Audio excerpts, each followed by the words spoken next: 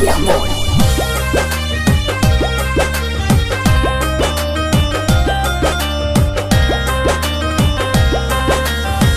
केकरा से कोही जाके दिलवा के बतिया, केकरा से दुखावा सुनाई।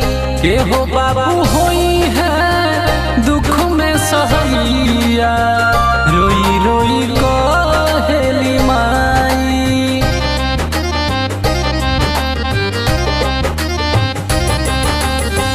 केकरा से कोही जाके दिलवा के बतिया, केकरा से दुखावा सुनाई।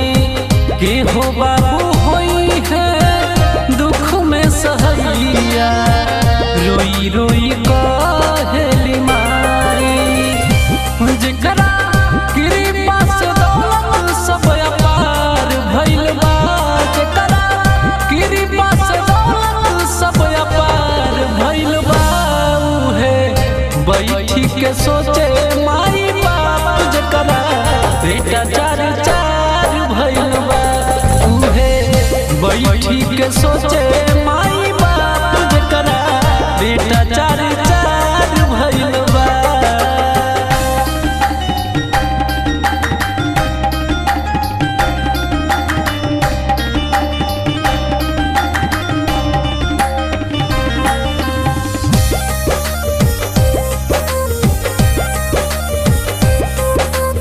Music by Aman rock.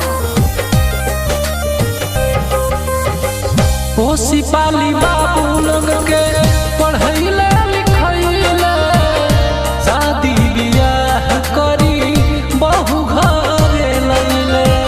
कुछ दिन बाद बहु लिहली मनिकाई, झगड़ा झंझट करी चारो गइले अलगाई।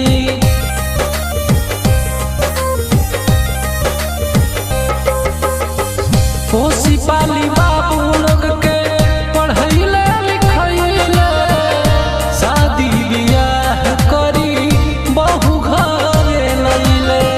कुछ दिन बाद बहु लिहली मनिकाई, झगड़ा झंझट करी चारो गइले अलगाई।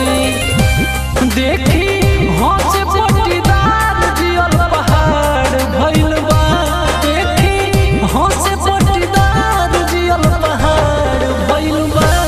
उहे बैठी के सोचे माई बाप। जेकरा बेटा चार चार भइल बा, उहे बैठी के सोचे माई बाप। जेकरा बेटा चार चार भइल बा।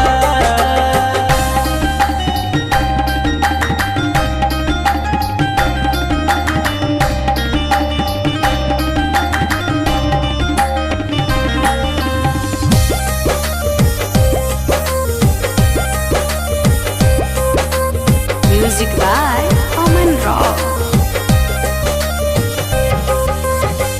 लागल पट्टीदारी के हो खाना खियाई है, दुख बीमारी में इलाज के करई है। चारों के चक्कर में फंस गइले माई बाप हो, खेती बाड़ी ले कैले लमहर घात हो।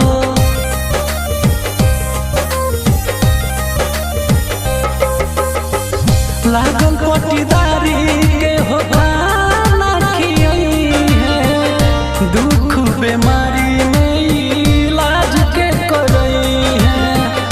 चारों के चक्कर में फंस गइले माई बाप हो, खेती बाड़ी ले कैले लमहर घात हो।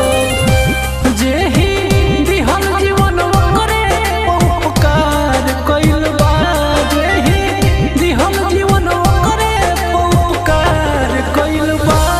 उहे बैठी के सोचे माई बाप। जेकरा बेटा चार चार भइल बा, उहे बैठी के सोचे माई बाप। जेकरा बेटा चार चार भइल बा।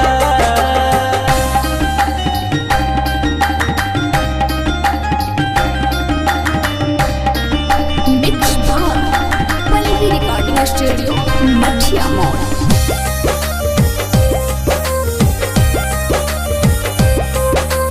Music by Aman Rock. बापू माई के